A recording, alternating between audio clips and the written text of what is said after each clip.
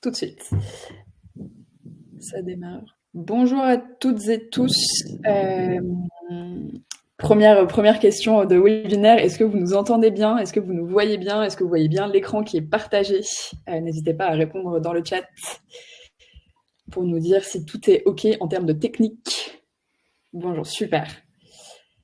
Bonjour à celles et ceux qui sont déjà connectés.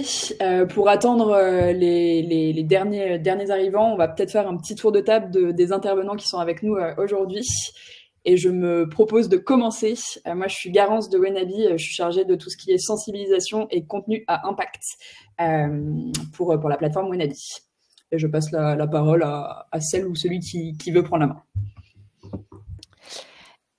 Bonjour à tous, donc moi je suis Camille Combourieux et je travaille à la Ligue contre le cancer, je suis chargée de projet et je m'occupe notamment de la thématique emploi et cancer, donc de l'impact du cancer sur le parcours professionnel des personnes malades et sur les entreprises également.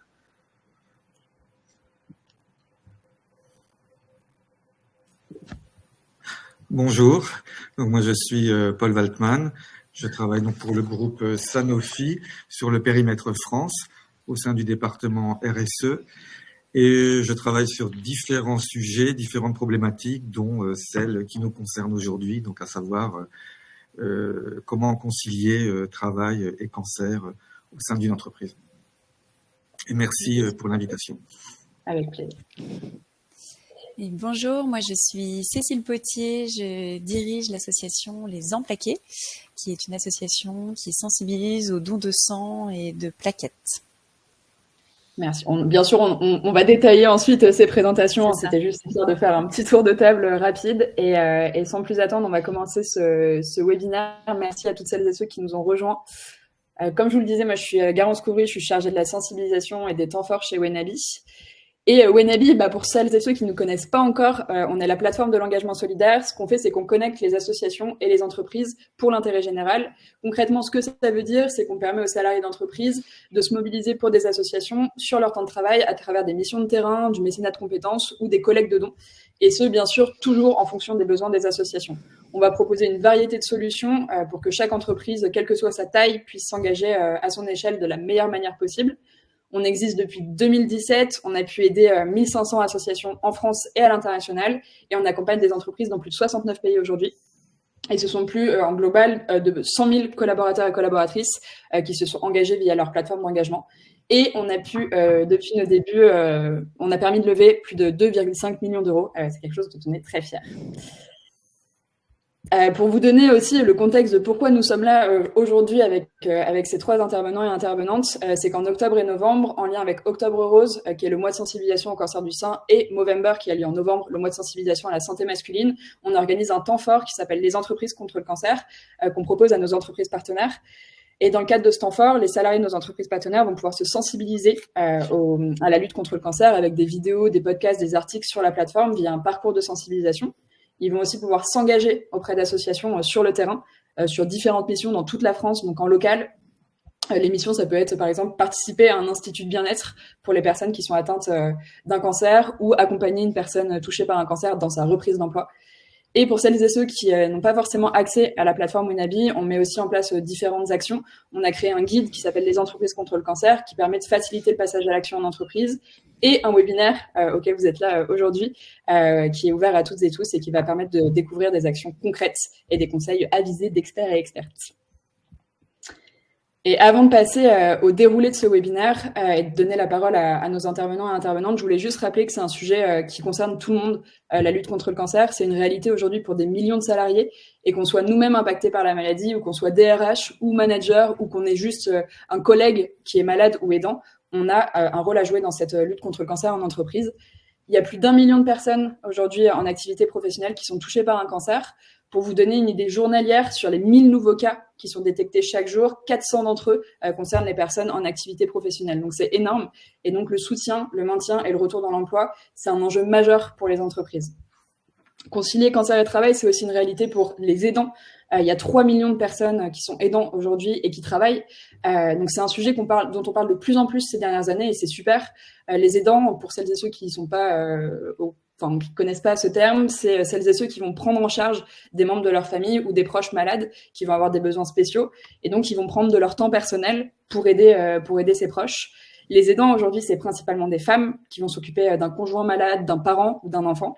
Et les entreprises, ici aussi, peuvent jouer un rôle crucial en soutenant ces salariés qui sont aidants, en aménageant par exemple le temps de travail ou en proposant des congés spéciaux. Et un autre chiffre clé sur la situation, c'est que 20% des personnes qui travaillent au moment du diagnostic ont perdu leur emploi 5 ans après. La perte d'emploi, elle va principalement concerner les personnes les plus vulnérables et avec des métiers les plus précaires. Et on va voir, par exemple, qu'on peut mettre en place des dispositifs pour favoriser au mieux le maintien déjà des personnes touchées par le cancer dans l'emploi et les accompagner pour le retour à l'emploi. Et donc, avant, pendant et après un cancer, le soutien de l'entreprise est indispensable et de tout le monde dans l'entreprise. Pour appuyer ces propos, on a la chance d'avoir 3 intervenants et intervenantes qui vont nous partager leurs actions et leur expertise sur le sujet de la lutte contre le cancer en entreprise. On va avoir des pistes concrètes pour se mobiliser à notre tour dans notre entreprise dans la lutte contre le cancer. Nous allons voir avec Camille Combourieux de la Ligue contre le cancer comment sensibiliser les équipes et se mobiliser pour le retour à l'emploi, avec notamment l'initiative Ligue Entreprise. On découvrira aussi l'initiative Cancer et Travail Agir Ensemble de Sanofi avec Paul Waltman qui va nous donner des clés pour mettre en place des communautés et des initiatives internes de lutte contre le cancer pour soutenir toutes les personnes touchées par la maladie. On verra ensuite comment s'engager auprès d'une association en tant que salarié. On peut soutenir les enfants malades avec une variété d'actions que nous présentera Cécile Potier de l'association Les Emplaqués. Et moi, à la fin de ce webinaire, je vous présenterai 2 actions supplémentaires auxquelles vous n'avez peut-être pas pensé et que vous pouvez réaliser en entreprise. Et sans plus attendre, l'action numéro 1, donc sensibiliser les équipes et faciliter le retour à l'emploi. Camille, je te laisse la main si tu veux partager tes slides. Est-ce que vous voyez bien mon écran et mon PowerPoint de présentation? C'est parfait. Super.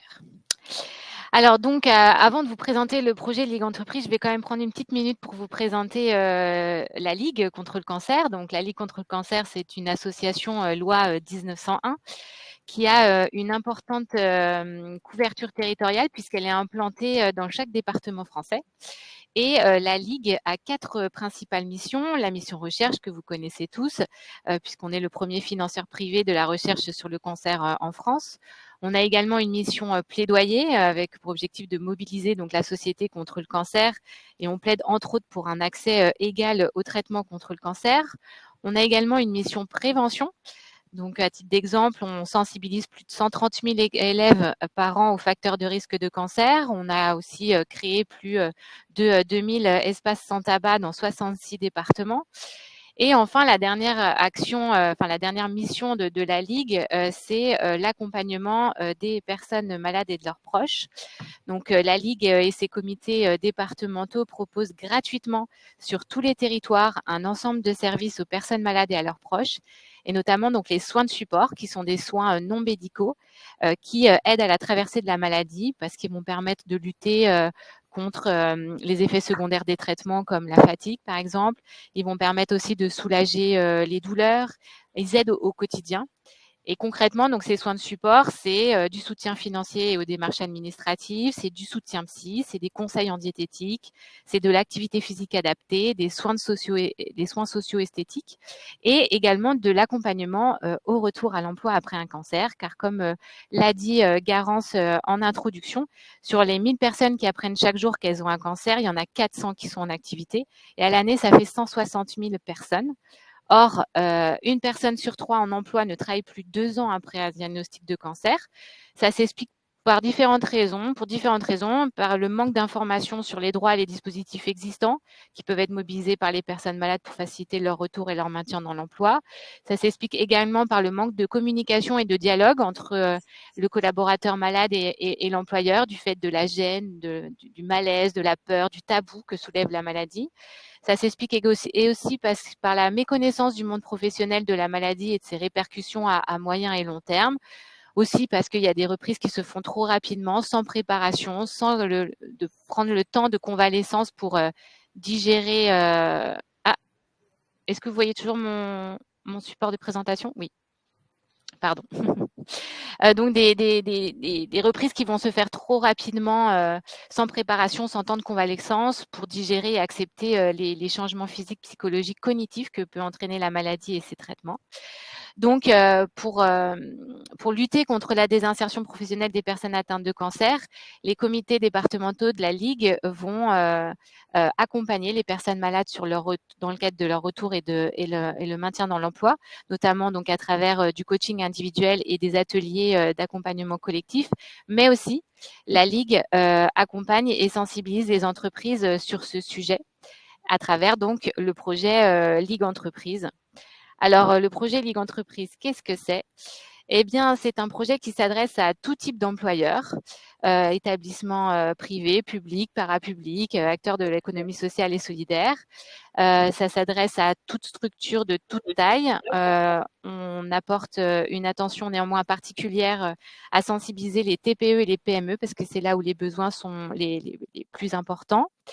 Donc, le projet Ligue Entreprise a un double objectif. Le premier, c'est de déployer des actions de prévention au cancer.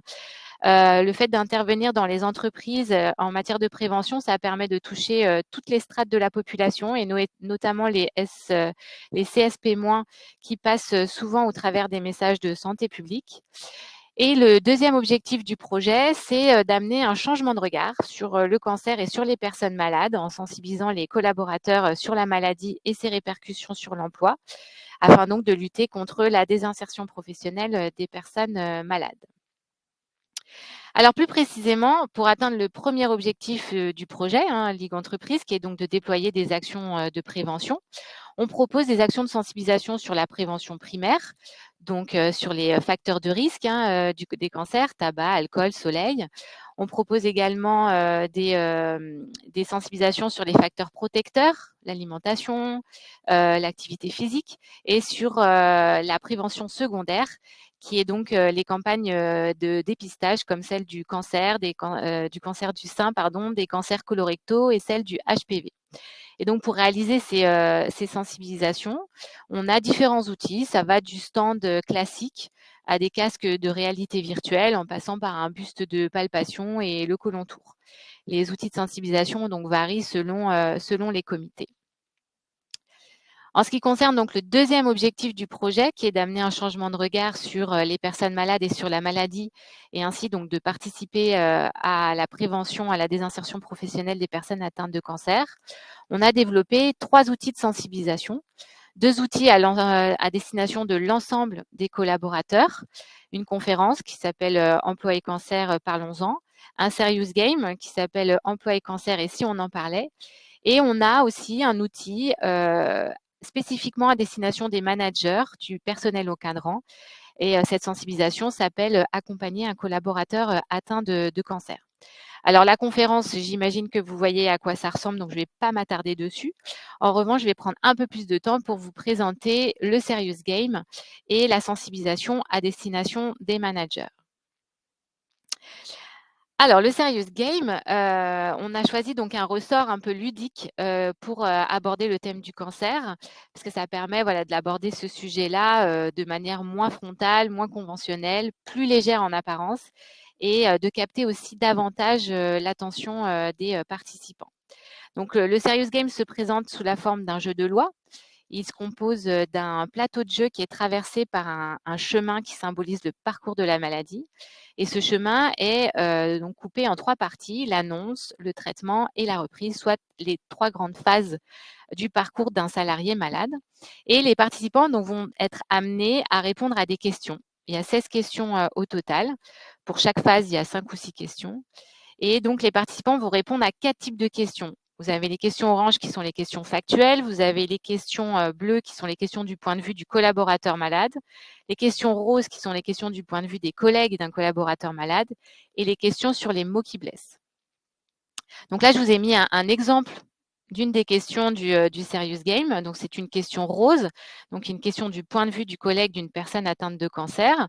Et donc, la question est la suivante. Pendant le temps de l'arrêt de travail, que peut faire l'entourage professionnel pour favoriser la reprise future du collègue absent? Et donc, à travers cette question, on sensibilise les participants au fait qu'une des difficultés majeures que peut rencontrer une personne malade au moment de sa reprise, c'est la perte de repères. Parce que pendant son absence, il y aura eu des départs, des arrivées, les projets auront évolué, l'environnement de travail aura peut-être changé, les outils de travail aussi.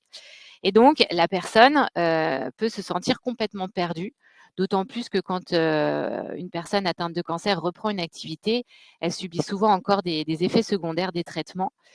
Déjà que reprendre après un arrêt long, c'est compliqué, mais ça l'est encore plus après un cancer. Donc, nous, après avoir sensibilisé sur cette difficulté-là, on conseille et on fait passer comme message qu'il est important que le collaborateur puisse garder un lien avec l'environnement de travail le temps de son absence, parce que comme ça lui permettra d'une part de recevoir du soutien de la part de ses collègues, ça lui permettra aussi de se tenir informé des évolutions au sein de l'entreprise. Elle aura aussi toujours le sentiment d'être à sa place et elle pourra aussi davantage faire connaître ses besoins au moment de son retour. Et donc, le fait d'avoir gardé le lien comme ça permet un retour moins anxiogène et ça participe à des reprises de travail réussies. Maintenant, évidemment, c'est à la personne de décider si elle souhaite ou non garder le lien et comment. Il n'y a que elle qui sait ce qui est bien pour elle. Donc voilà, ça c'était un titre d'exemple. Donc c'est un outil qui est très apprécié par les entreprises parce que c'est très interactif. Ça permet de libérer la parole autour de ce sujet-là qui reste encore un sujet tabou dans les entreprises, même si ça l'est de moins en moins. Ça permet de générer de l'échange entre les participants et avec l'animateur de la ligue sur la maladie, ses effets secondaires, ses répercussions. Ça permet aussi d'aborder les bonnes attitudes à adopter et aussi de partager, confronter ces représentations de la maladie et des personnes touchées par le cancer. Donc, le Serious Game existe en format digital et en format physique. Ensuite, en ce qui concerne donc l'outil de sensibilisation spécifiquement à destination des managers, donc c'est une sensibilisation qui peut durer une demi-journée ou une journée entière. Elle est animée par un psychologue du travail ou un psychologue et un travailleur social. Cette sensibilisation a 3 objectifs pédagogiques. Le premier, c'est de mieux comprendre la maladie, ses traitements et ses répercussions physiques et psychologiques. Le deuxième, c'est de développer des savoir-faire et des savoir-être face à des collègues touchés par la maladie.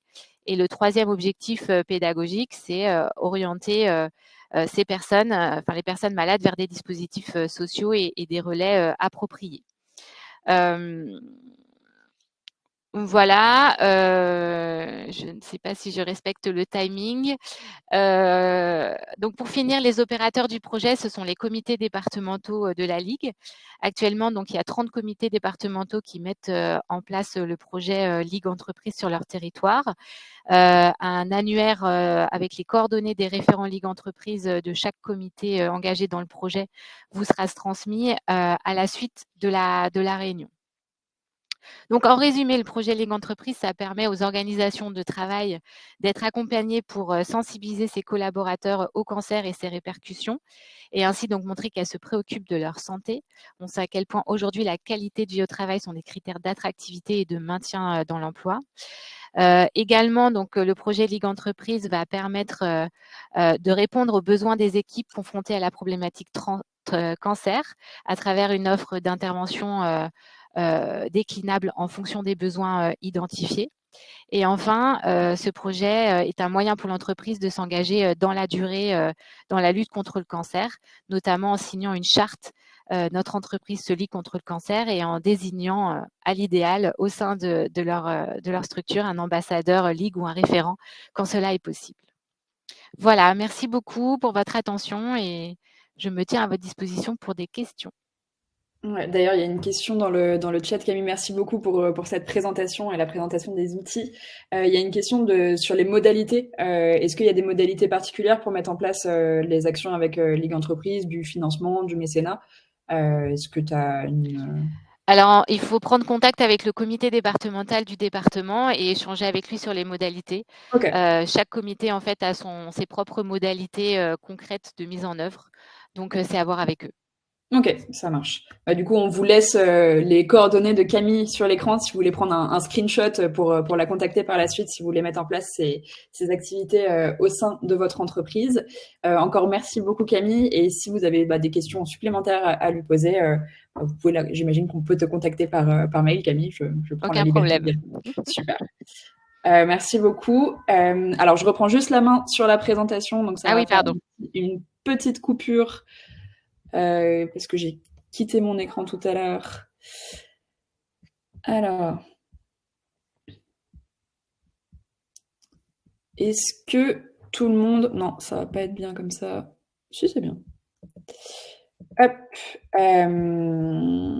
Super. Donc une autre action très impactante quand on a fait la partie sensibilisation, que les équipes sont sensibilisées aux facteurs de risque, au dépistage, qu'il y a eu des actions mises en place, on peut aussi mettre en place des communautés et des réseaux de soutien aux malades et aux aidants en interne. Et on a aujourd'hui la présence de Paul Waltman de l'entreprise Sanofi qui va nous présenter l'initiative Ensemble Cancer et Travail qui est déployée en France et qui permet d'offrir un réel soutien à toutes celles et ceux qui sont touchés par la maladie. Donc, Paul, je vous laisse la main et c'est moi qui présente. Hop. Vous m'entendez? Très bien. Parfait, merci beaucoup. Donc effectivement, je vais vous présenter donc notre initiative Cancer et Travail Agir Ensemble et on va retrouver un certain nombre d'éléments qui ont été évoqués par Camille il y a quelques instants, comme la nécessité ou la volonté de faire changer le regard au sein de l'entreprise et la sensibilisation des managers, mais on va également trouver d'autres éléments sur lesquels j'insisterai davantage. Donc peut-être diapositive suivante. Voilà, je pense que j'aurais pu faire toute ma présentation avec cette photo, parce que quelque part, elle illustre bien notre projet. Donc, c'est un projet qui a été initié par des salariés. Alors, au centre de la photo, pour ceux qui la connaissent, vous voyez Hélène Bonnet, qui est à l'origine du projet en 2017, et je vais y revenir dans un moment. Et tout un ensemble de collègues français volontaires qui ont choisi de participer à cette initiative.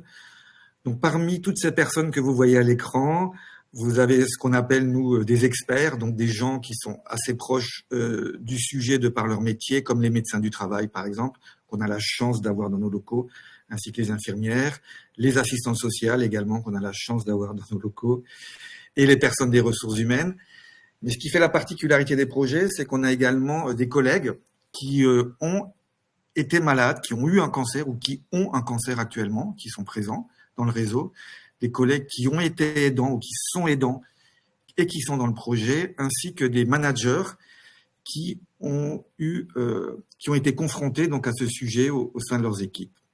Donc voilà, donc je dirais que voilà, la particularité de ce projet, c'est qu'à la fois on s'appuie sur les experts, mais on s'appuie également sur les gens, les personnes, les collègues qui ont été confrontés directement ou indirectement à la maladie.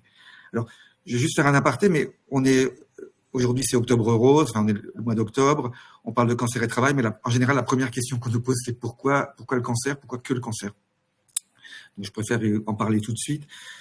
Donc, c'est vrai que pour nous, ça a été une entrée en matière, c'est aussi une manière de valider que ce qu'on fait est efficace. Et bien entendu, on n'oublie pas les autres pathologies, parce qu'on sait qu'aujourd'hui, il y a environ 10 millions de personnes en âge de travailler qui ont des maladies dites chroniques, dont le cancer, mais il y en a d'autres qui sont tout aussi importantes. Et donc, dans un de nos objectifs dans les mois ou l'année qui vient, c'est également d'étendre ce projet à d'autres pathologies. Voilà, je vous propose de passer à la diapositive suivante. Donc, Sanofi est une entreprise où nous sommes 20 000 en France, 100 000 dans le monde. Donc, si on fait une règle de 3 un petit peu empirique, on imagine qu'il y a environ 900 collègues dans notre entreprise qui ont eu ou qui ont un cancer. Donc, je ne vais pas revenir sur ces chiffres. Camille et Garance les ont illustrés tout à l'heure. Donc, on peut passer à la diapositive suivante. Voilà. Donc là, je vais vous raconter un peu comment le projet est né. Donc, en 2017, 2 collègues, dont Hélène, sont revenus d'un congé maladie et ont réalisé que l'entreprise ne répondait pas à leurs besoins et à leurs enjeux personnels parce que ces enjeux sont souvent méconnus. Ces enjeux sont parfois invisibles, quand vous souffrez d'une fatigue chronique quelques années après le diagnostic, c'est invisible pour les autres. Si vous ne l'exprimez pas, personne ne le saura. Et il n'y a pas place non plus souvent dans l'entreprise pour exprimer ce qu'on vit et ce qu'on ressent. Donc elles se sont associées avec un médecin du travail et une personne des ressources humaines, ont mené une enquête au sein de l'entreprise et pour se rendre compte que aussi bien pour les patients que pour les aidants, que pour les managers et les collègues, il existe des enjeux au moment de l'annonce, au moment de l'absence et au moment du retour. Et que ces enjeux aujourd'hui ne sont pas résolus.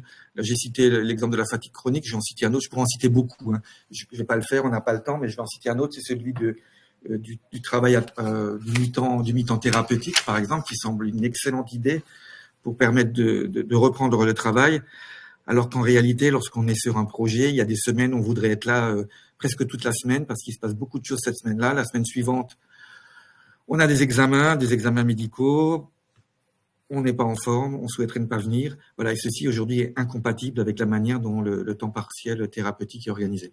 Donc voilà, il y a tout un ensemble de dispositifs qui sont proposés. On a de la chance d'avoir tous ces dispositifs, mais ils répondent pas toujours aux besoins des salariés. Donc à partir de là, nos collègues ont présenté donc les résultats de leur enquête à notre direction, qui a acté le fait qu'effectivement il y avait des choses à faire progresser au sein de l'entreprise. Donc une ressource a été dédiée à ce projet, hein, donc Hélène Bonnet dans un premier temps. Et donc il a été demandé à ces personnes d'imaginer des solutions. Et vous pouvez passer à la diapositive suivante. Donc la première chose qui a été faite, c'est déjà de signer la charte de l'INCa, donc l'Institut national du cancer, hein, qui est une charte en lien avec une charte qui a pour objectif d'améliorer l'accompagnement des salariés touchés par le cancer et de promouvoir la santé. Donc il y a 4 grands sous-chapitres. Je vous conseille d'aller voir cette charte. Ça a été vraiment un élément fondateur, ça a permis d'ancrer le projet. Donc on a eu un sponsor, une équipe, une personne dédiée et un début à notre projet. Et donc ce que l'équipe a proposé, c'est de monter ce qu'on a appelé des antennes. Donc les antennes, là vous voyez à droite un schéma et à gauche une vraie antenne. Donc l'antenne, elle se compose de ce que je disais avant, de nos collègues experts, donc les médecins du travail, les personnes de la santé au travail, assistante sociale, les personnes des ressources humaines, mais également de personnes qui ont directement ou indirectement été confrontées à la maladie. Donc on a environ 28 sites chez Sanofi en France, et donc sur chacun de ces sites, on a constitué une antenne avec idéalement ces 6 compétences, et au moins 6 personnes, mais sur certaines antennes, il y a plus que 6 personnes. Et donc ces antennes sont là pour accueillir les personnes qui souhaitent venir les rencontrer de manière individuelle ou de manière collective, en présentiel ou en distanciel. Et l'objet, c'est vraiment l'objet de ces antennes, c'est de partir des situations professionnelles et personnelles des personnes qui viennent et de les accompagner dans leur cheminement, de leur permettre de trouver des solutions principalement en lien avec le travail. L'idée, voilà, c'est de se poursuivre sa carrière professionnelle en étant accompagné par une équipe. Donc ces personnes sont formées à l'écoute active, ou ce que les Anglais américains appellent le counseling. Donc on a une formation de 3 jours. Le réseau est extrêmement structuré, on a des rencontres bimensuelles, on a des forums, voilà, on a des outils, on a des SharePoint. Enfin, il y a toute une boîte à outils qui permet d'accompagner à la fois les personnes qui viennent dans les antennes, mais également les antennistes. Et l'idée, voilà, c'est vraiment d'avoir un espace d'écoute et de partage où chacun, collègue, manager, patient, aidant, puisse venir. Et voilà, l'idée principale, c'est accompagner chacun à construire son chemin et ne pas être, voilà, on essaye de ne pas être dans une approche prescriptive où on va proposer une xème activité à faire, mais on est vraiment là à l'écoute des gens et on leur permet de cheminer personnellement pour arriver à se reconstruire une carrière professionnelle. Alors les anglo-saxons et les canadiens parlent d'accommodement raisonnable, mais c'est ce qu'on essaye de faire, voilà, c'est d'avoir des solutions qui sont flexibles, évolutives, raisonnables, et qui permettent à la fois aux équipes et à l'entreprise d'accomplir sa mission et à la personne de se reconstruire ou de poursuivre en tout cas sa carrière professionnelle indépendamment du fait qu'elle a été ou qu'elle est malade. Donc ceci se fait en partenariat, je regarde le chronomètre, ceci se fait en partenariat avec d'autres entreprises. On est membre du Club des entreprises de l'INCa, on travaille avec une agence qui s'appelle Comment dire, qui est vraiment au fait de toutes les questions de avec Marilyn Rébillon, hein, qui a créé je ne vais pas retrouver le mot exact, l'université des patients, voilà. Donc on travaille avec des experts, on travaille aussi avec le Nouvel Institut. Donc voilà, on n'est pas en vase clos, on essaie vraiment d'être connecté à l'environnement extérieur de notre entreprise. Donc aujourd'hui, on a accompagné environ diapositive suivante. On aurait pu la mettre avant, mais c'est pas grave. Aujourd'hui, on a accompagné environ 300 personnes depuis ces quelques années. On réalise régulièrement des enquêtes auprès à la fois des personnes qui viennent dans les antennes, auprès des antennistes et auprès de l'ensemble des salariés, hein, pour mesurer l'impact de ce qu'on fait. Ces enquêtes sont plutôt très positives en ce qui concerne les salariés qui viennent au sein des antennes et les antennistes. Pour l'ensemble des salariés, on se rend compte qu'on a encore à faire progresser la connaissance de notre projet, mais on y travaille régulièrement avec toute une série de mesures de communication et bien entendu la sensibilisation des managers, hein, comme ça a été évoqué précédemment, est un de nos axes prioritaires d'action pour cette année et l'année prochaine. Alors cette année 2023, c'est une année spéciale parce que le projet, il a été décidé d'étendre le projet à l'ensemble des sites de Sanofi dans le monde. Donc on est actuellement en train d'y travailler. Et sous 3 axes principaux. Le premier, c'est monter ce qu'on appelait des antennes dans un certain nombre de pays, en tout cas dans les pays qui ont une masse de salariés assez. La diapositive précédente, si vous voulez, les salariés qui ont les pays où il y a assez de salariés pour être capable de monter ces réseaux. La sensibilisation des managers, c'est le deuxième objectif. Et le troisième, c'est une harmonisation de nos avantages sociaux, parce qu'il y a beaucoup d'avantages sociaux en France. C'est pas le cas dans tous les pays. Donc voilà, donc à partir du 1er janvier, il y aura une harmonisation, comme par exemple le maintien du salaire pendant 1 an pour l'ensemble des salariés dans le groupe, en cas de retour d'arrêt maladie dans le cadre d'un cancer. Voilà la dernière diapositive. Donc nous, notre objectif, c'est de partager tout ce qu'on fait. Donc c'est ce que j'essaye de faire aujourd'hui avec vous. Sachez qu'il y a beaucoup d'informations en libre accès, hein, sur notre site sanofi.fr. Il y a une page qui est dédiée au programme. Voilà, je vous conseille vraiment de regarder les 3 vidéos qui apparaissent en bas de la diapositive, où vous allez à la rencontre de collègues de Sanofi qui vont vous expliquer, qui expliquent en tout cas ce qu'elles ont vécu et ce que ce dispositif leur a apporté. Voilà, et je vais terminer en vous remerciant pour votre écoute. Merci beaucoup, Paul. Est-ce qu'il y a des questions? Je vois des personnes taper dans le chat. N'hésitez pas si vous avez des questions, peut-être sur la mise en place d'une telle initiative en entreprise. Alors, il y a une question, c'est comment vous avez fait pour parler de l'initiative en interne et pour former les différents réseaux et communautés? Parce que c'est vrai que le cancer peut être un sujet sensible. Donc, est-ce qu'il y a eu les gens sont venus par eux-mêmes, ou est-ce que vous avez fait des démarches via des actions, des newsletters La première chose, c'est à partir du moment où on a eu un sponsor, donc qui était le patron de Sanofi en France, on a signé, le premier acte, ça a été signé la charte de l'INCA. Donc évidemment, ceci a été entre guillemets médiatisé. Donc voilà, l'ensemble des collaborateurs ont tout d'un coup réalisé qu'il y avait une charte, que l'INCA existait, pour ceux qui ne le savaient pas. Quand Sanofi s'intéressait effectivement aux enjeux de la conciliation travail et cancer, donc ça a été le premier élément. Et ensuite, régulièrement, bien entendu, on partage des informations dans tous les canaux dont on a la disposition, qui sont à notre disposition chez Sanofi. Après, ce que je pense de très efficace, c'est lorsque les gens partagent leur expérience. Voilà, à partir du moment où quelqu'un vient parler de ce qu'il a vécu, en tant que patient, en tant que manager, en tant qu'aidant, ça a un impact très très fort. Donc, effectivement, pour faire connaître ce projet, pour parler de la maladie, pour parler de l'impact de la maladie, pour parler de l'impact de la maladie sur le travail, je pense que donner la parole à des collègues, ça a sans doute été la chose, et c'est toujours la chose la plus efficace pour faire prendre conscience qu'il y a un vrai sujet, et que c'est un sujet d'entreprise, hein, que c'est pas juste le problème des personnes concernées, hein, mais c'est toute l'entreprise qui doit collectivement trouver des solutions pour ces personnes-là, mais pour l'ensemble de l'entreprise. Je pense que ça a bien répondu à la question. Merci beaucoup, Paul. En tout cas, vous avez des bravos dans le, dans le Les chat. bravos, voilà, je les partage avec toutes les. Moi, je ne suis que le porte-parole aujourd'hui. Hein, donc, C'est vrai que c'est une initiative très alors, complète. n'hésitez Et pas à très, revenir vers nous. Hein, nous, on est ravis on serait ravis de vous rencontrer physiquement. Donc, si certaines personnes à l'écoute la souhaitent, sont intéressées par le programme pour mieux le comprendre et pour le mettre en place chez vous, nous, voilà, ça fait partie de notre mission. Hein. Donc, n'hésitez pas à nous contacter et on reviendra vers vous pour vous aider à monter un tel programme dans votre entreprise. Et vous pensez, Paul, que ce type d'initiative peut être dupliqué dans toute entreprise de toute taille, ou c'est quand même... Bien entendu, hein, la taille, c'est critique. Hein. Je conçois très bien que dans une entreprise beaucoup plus petite, on est 20 000 en France, dans une entreprise beaucoup plus petite, on a déjà eu ce type de discussion avec, par exemple, des pharmaciens d'officine.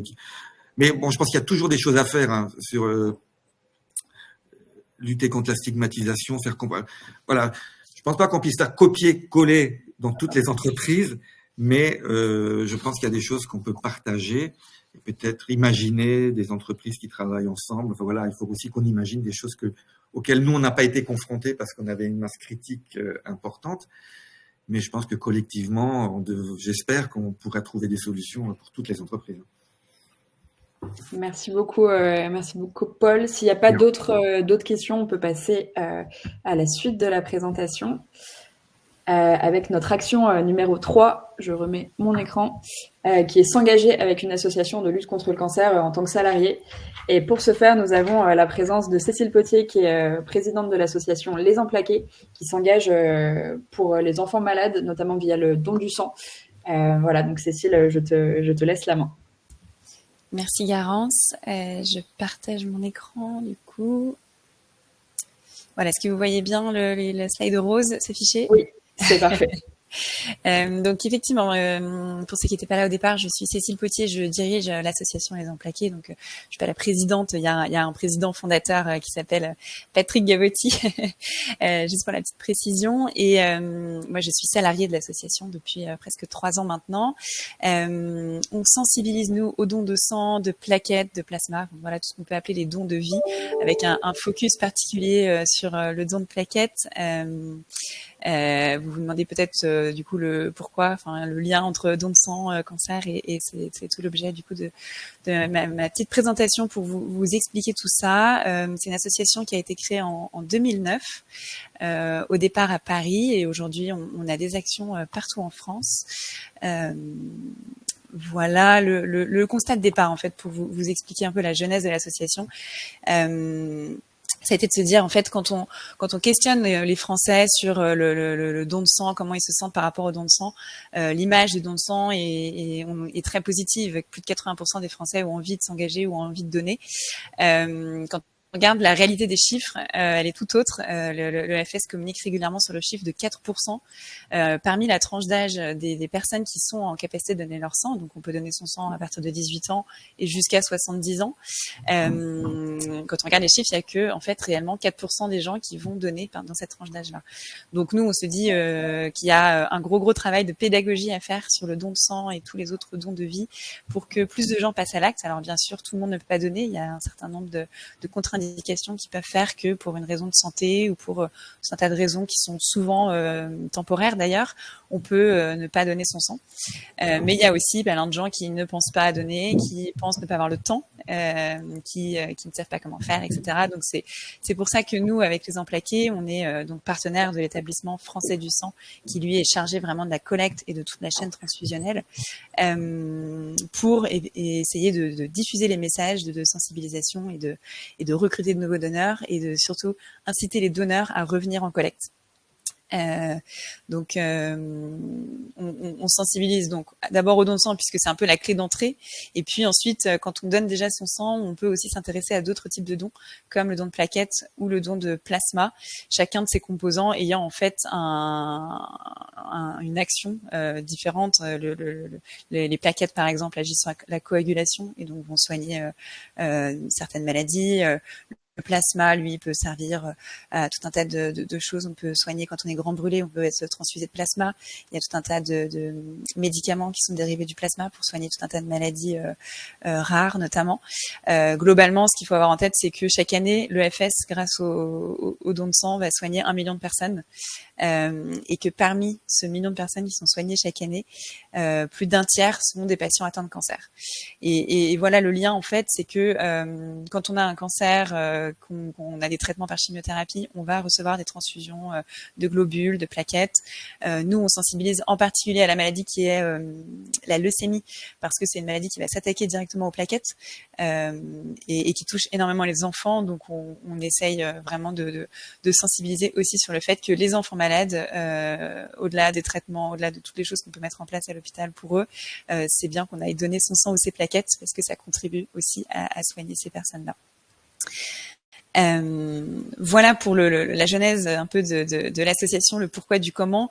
L'association Les Emplaqués, aujourd'hui, elle a 3 missions principales. La première est la sensibilisation.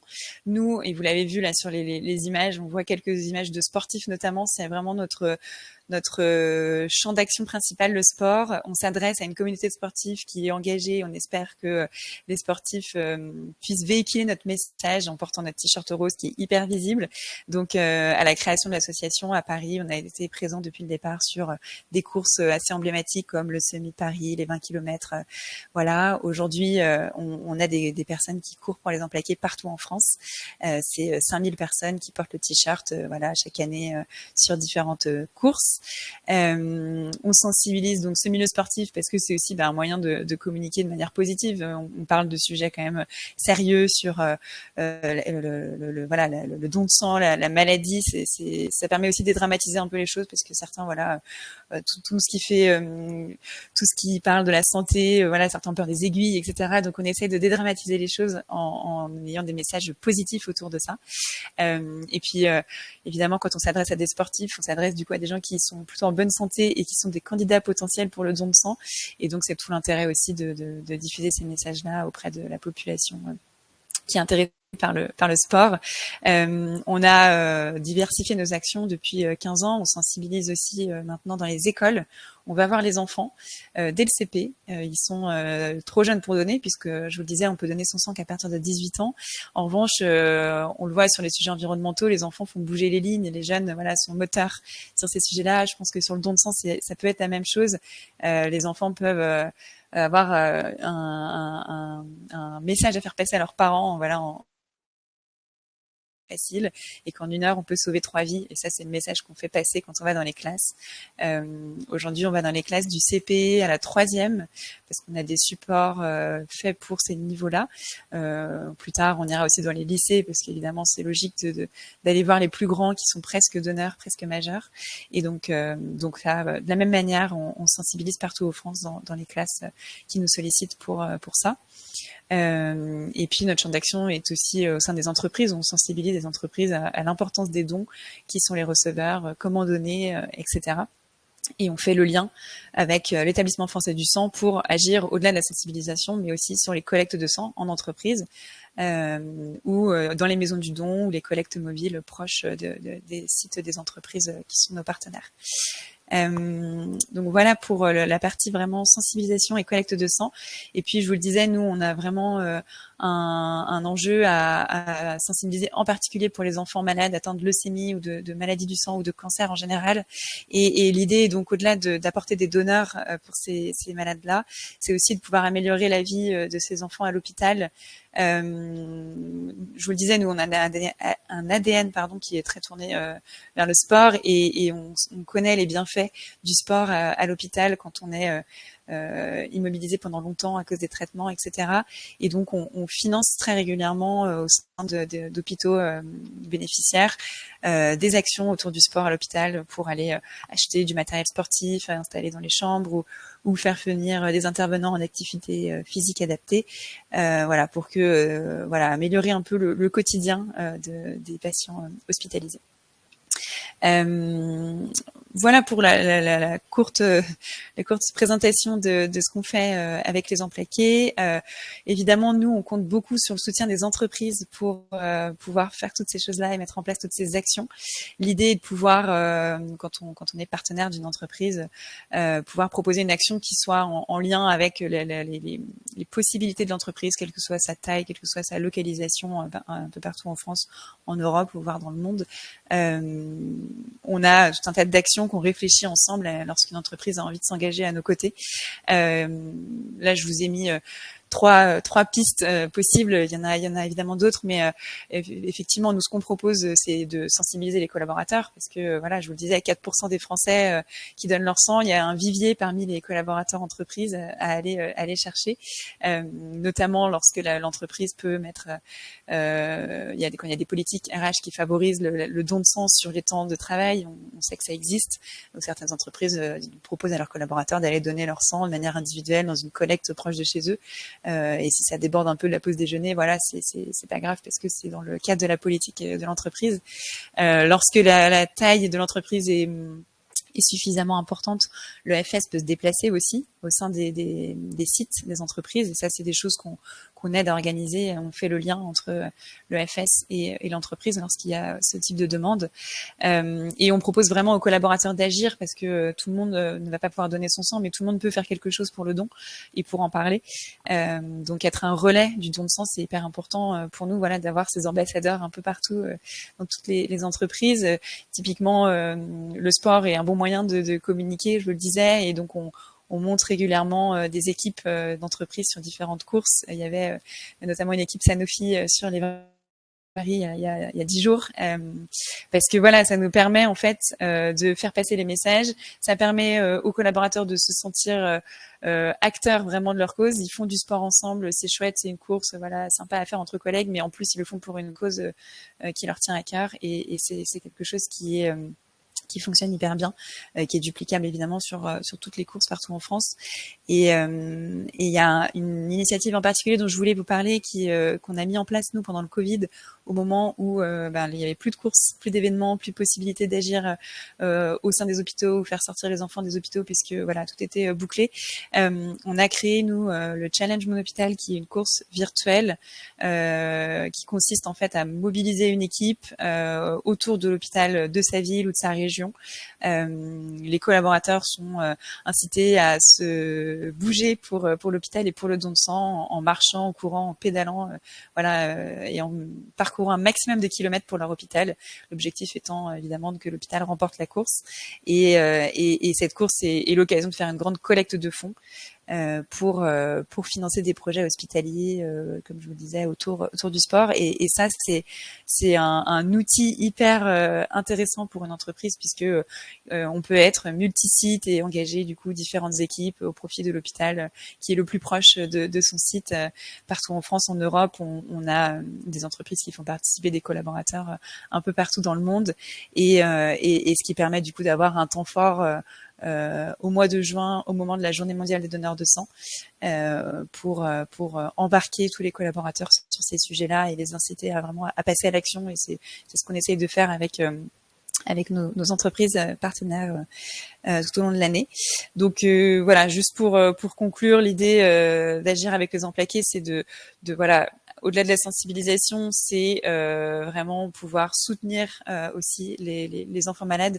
On a reversé, grâce au Challenge Mon Hôpital et quelques actions qui existaient aussi auparavant, on a reversé 200 000 euros à une cinquantaine d'hôpitaux en France et en Europe pour financer ces projets autour du bien-être et autour du sport pour les enfants. En classe, du coup, depuis 2021, on sensibilise directement les élèves en école primaire, au collège, et c'est plus de 2000 enfants qui ont été à ce stade sensibilisés par les équipes Emplaquées, qui sont principalement des bénévoles de l'association, qui sont formés pour intervenir dans les classes. Je vous le disais, les Emplaquées, c'est une communauté de 5000 coureurs, et donc c'est des personnes qui portent nos couleurs régulièrement partout pour faire passer. Et on a aujourd'hui plus de 20 entreprises qui nous soutiennent, qui participent à nos actions d'une manière ou d'une autre. Et l'idée est vraiment, et je le redis, de réfléchir ensemble si certains d'entre vous veulent en savoir avoir plus. Je suis à leur disposition pour en parler. On a en fait des plans d'action qui sont duplicables d'une entreprise à l'autre selon la taille et selon ce que vous avez envie de faire. Donc, je vous remettrai dans le chat peut-être l'adresse pour nous contacter si vous avez envie d'en savoir plus sur nos actions. Et n'hésitez pas à poser toutes vos questions. Voilà, le premier pas qu'on peut faire quand on a envie de s'engager, c'est de vérifier si on peut donner son sang. Et je vous incite vraiment à le faire, même si vous avez déjà donné, même si vous vous dites j'ai aucun problème de santé à ma connaissance. C'est un questionnaire qui va vous prendre 2 minutes 30 avec quelques questions pour vérifier que vous pouvez donner, et puis qui vous oriente évidemment une fois que vous avez vérifié votre éligibilité. Vous pouvez prendre rendez-vous dans la collecte la plus proche de chez vous.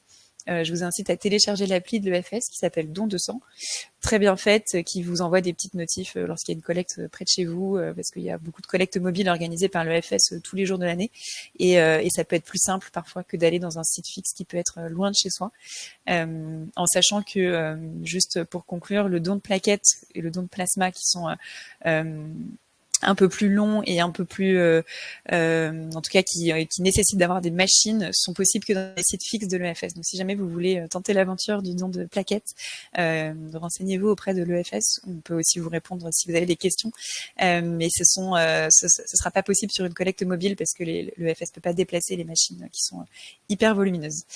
Voilà, j'espère que j'ai pas été trop longue, Garance. Non, c'est parfait. Je reste à votre disposition pour en discuter et je vous envoie l'adresse générique pour nous contacter si vous avez des questions. Super, merci Cécile. J'espère que tout le monde a pu prendre en photo ou screener directement le test. Je me remets. Franchement, comme disait Cécile, ça prend 2 minutes de faire ce test. Vous voyez que vous êtes éligible et vous pouvez vous lancer par la suite. Donc, c'est une vraie bonne action à réaliser à la portée de beaucoup de monde. Donc, n'hésitez vraiment pas à aller donner votre sang, vos plaquettes, votre plasma. Un grand merci Cécile pour ce partage d'informations et d'actions qu'on peut mener avec vous. Ça donne envie. Et il y avait une toute petite question dans le chat de Bastien qui a très envie de porter le t-shirt rose. Comment il peut devenir coureur, si ce n'est participer au challenge Mon Hôpital, mais est-ce qu'on peut devenir coureur pour vous sur d'autres courses en portant le t-shirt rose? Bien sûr, au contraire, nous, on a un objectif d'être présent sur 300 courses cette année. Je me disais, on a plein de coureurs partout en France, mais qui sont pas tous actifs. Surtout après le Covid, on a eu du mal à les réembarquer. Donc, au contraire, Bastien, tu peux te procurer notre t-shirt sur notre site. Il y a une boutique en ligne. Je pourrais aussi vous envoyer le lien dans le chat, le lien d'accès direct. C'est un t-shirt qu'on vend 8 €.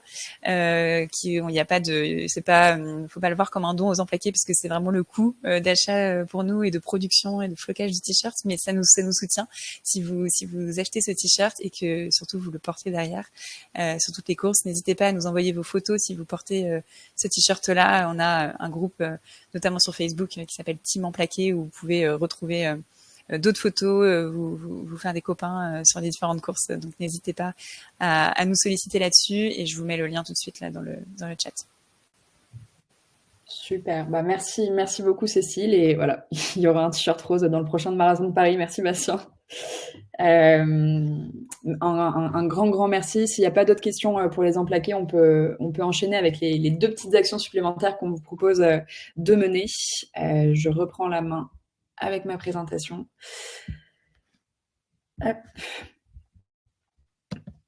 Les actions numéro 4 et 5, parce qu'il y avait 5 actions qu'on comptait vous présenter pendant ce webinaire, c'est les ateliers coup-5 heures et le don de cheveux. C'est des actions auxquelles on pense pas forcément et qui sont un petit peu plus, voilà, je sais pas comment on peut dire, hors du commun, dirons-nous. L'organisation d'un coup 5 heures, vous dites oula, qu'est-ce qu'elle nous raconte? Les coups 5 heures, c'est des coussins c'est un patron qui a été développé par des associations de lutte contre le cancer, qui permet en fait aux personnes opérées du cancer du sein de le mettre sous le bras pour soulager les douleurs post-opération. Et vous pouvez participer à cet élan de solidarité en organisant un atelier de coup 5 heures dans votre entreprise. Si vous avez parmi vos équipes des as de la couture qui ont des machines à coudre, ils peuvent les ramener au bureau et avec les patrons et du tissu et de la ouate de cellulose pour remplir les coussins, vous pouvez faire une vingtaine de coups 5 heures en 2-3 heures. Nous, on l'a fait chez Wenabi l'année dernière et on était super contents déjà d'apprendre à coudre et de pouvoir faire des coussins pour les personnes opérées. Vous les déposez ensuite dans certaines antennes de la Ligue contre le cancer. Et ces coussins sont ensuite distribués aux personnes dans les hôpitaux ou les personnes qui sont rentrées chez elles mais qui ont encore des douleurs post-opération. Donc c'est vraiment une super opération, c'est convivial, c'est sympathique à réaliser en équipe et en plus ça montre notre soutien aux personnes opérées. Et une deuxième action qui n'a rien à voir, c'est le don de cheveux. Pareil, c'est quelque chose à laquelle on pense pas forcément. On peut donner nos cheveux à partir de 10 cm de longueur de cheveux et ces cheveux vont ensuite être récupérés par une association qui s'appelle Fake Hair Don't Care qui va créer des perruques pour les personnes en chimiothérapie. Donc vous avez environ 400 coiffeurs qui sont partenaires de l'opération. Il y a une liste des coiffeurs partenaires sur le site de l'association où vous pouvez vous-même couper vos cheveux si vous le sentez. Donc c'est 10 cm de cheveux, qu'ils soient plutôt sains, mais les cheveux colorés marchent aussi parce qu'ensuite ils sont retraités par l'association pour créer les perruques. Et pareil, ça montre un vrai soutien aux personnes atteintes d'un cancer en chimiothérapie et ça permet aux femmes de retrouver aux femmes ou aux hommes d'ailleurs, de retrouver un peu de bien-être et de confiance en elles. Avec une perruque en véritables cheveux. Voilà, donc c'est les deux petites actions supplémentaires qu'on voulait vous proposer de réaliser. Et pour conclure ce webinaire, il nous reste 5 minutes.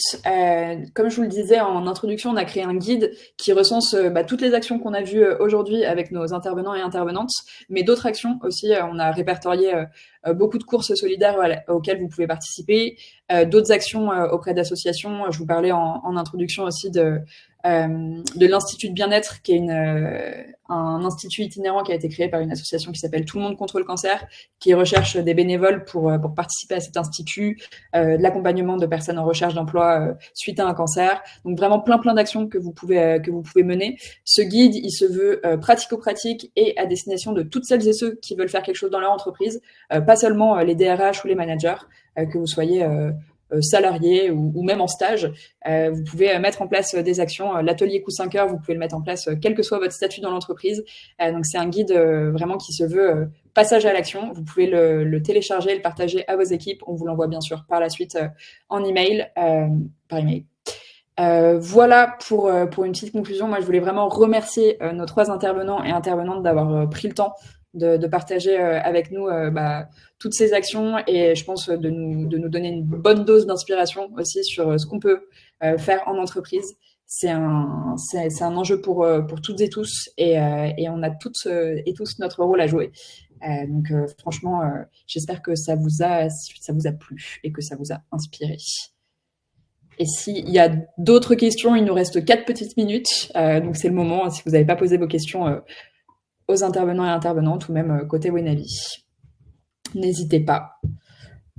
On a des remerciements, c'est super. Merci à toutes celles et ceux qui ont participé. Et on vous envoie tous les éléments partagés pendant cette présentation par email que vous pouvez faire suivre à vos collègues qui n'étaient pas présents. Et un grand merci. Merci d'avoir accepté l'invitation, Camille. S'il n'y a pas d'autres questions, on peut bien sûr clôturer ce webinaire plus tôt et aller déjeuner. Merci beaucoup, Garance, pour l'organisation. Merci beaucoup. Merci. Et je vous dis à très bientôt pour d'autres actions. Au revoir. Au revoir. Je vais pouvoir terminer l'événement. Merci à tous. Au revoir. Au revoir. Merci. Au revoir.